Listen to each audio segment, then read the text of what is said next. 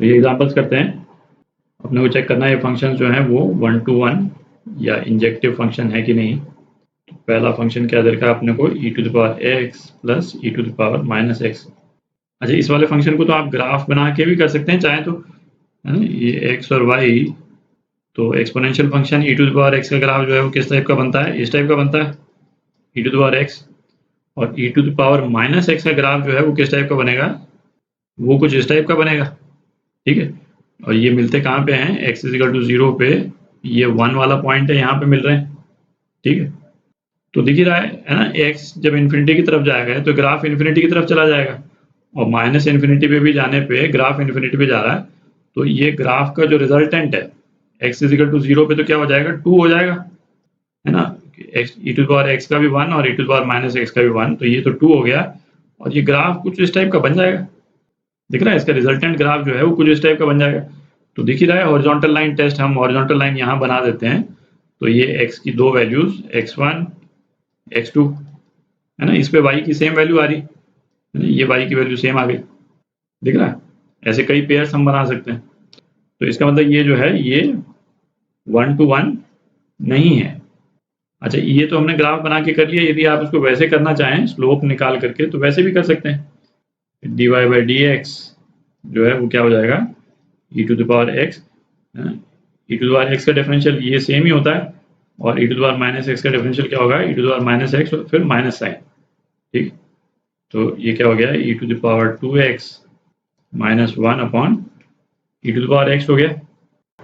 तो ये स्लोप को यदि अपने को 0 करना है तो x = 0 पे स्लोप 0 हो रही है, x = 0 पे dy/dx तो 0 हो रहा है, ठीक है।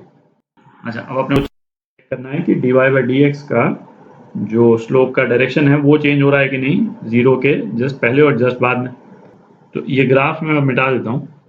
अब इसमें न्यूमरेटर में देखें, डिनोमिनेटर जो है वो तो पॉजिटिव ही रहेगा, है ना, x की चाहे जो वैल्यू हो। तो इसको तो कंसिडर करने की जरूरत नहीं है अपने को, केवल न्यूमरेटर का देखना है कि इसका साइन चेंज हो रहा है कि नहीं हो रहा है।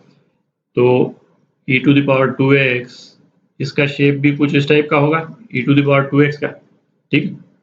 x = 0 पे ये वैल्यू क्या है, 1 है, ठीक। तो ये दिख ही रहा है कि 0 के जस्ट पहले इसकी वैल्यू क्या है, 1 से कम है ना, कुछ ये वैल्यू होगी।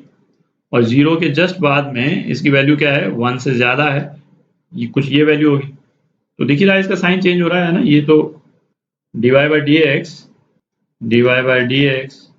x = 0 माइनस पे क्या आ जाएगा, है ना, 0, ये 1 से कम वैल्यू है इसकी, तो ये नेगेटिव आ जाएगा, है ना। और dy/dx x = 0 प्लस, है ना, 0 प्लस मतलब 0 से थोड़ा सा ज़्यादा, 0 माइनस मतलब 0 से थोड़ा सा कम, ये क्या हो जाएगा, ये पॉजिटिव हो जाएगा, है ना।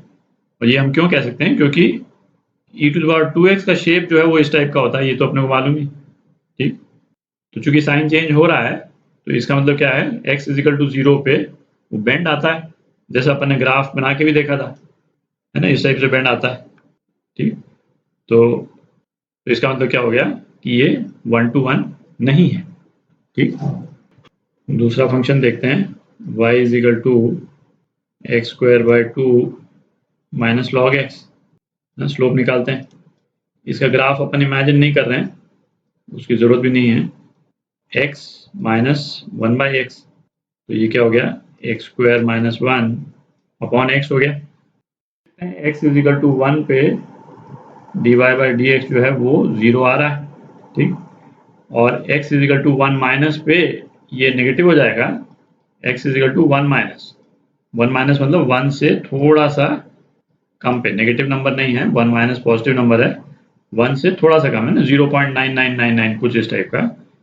तो उसको यदि हम डालेंगे तो dy/dx की क्या वैल्यू आ जाएगी, नेगेटिव वैल्यू आ जाएगी, है ना, क्योंकि ये नंबर जो है 1 से कम हो जाएगा। ये नीचे वाला x ये तो पॉजिटिव ही है, ठीक है। तो ये नेगेटिव हो गया, और x = 1 प्लस पे dy/dx जो है वो क्या हो गया, है ना, 1 प्लस मतलब ये कुछ इस टाइप का नंबर हो जाएगा, 1.0001, ठीक है। इसका स्क्वायर 1 से ज़्यादा आएगा तो ये पॉजिटिव नंबर हो जाएगा। तो क्लियरली, है ना, साइन चेंज हो रहा है x = 1 पे, इसका मतलब एक बेंड आ रहा है। अच्छा, बेंड का नेचर भी आप देख के पता लगा सकते हैं कि स्लोप जो है नेगेटिव से पॉजिटिव जा रहा है तो बेंड जो है वो कुछ इस टाइप का आएगा कर्व में।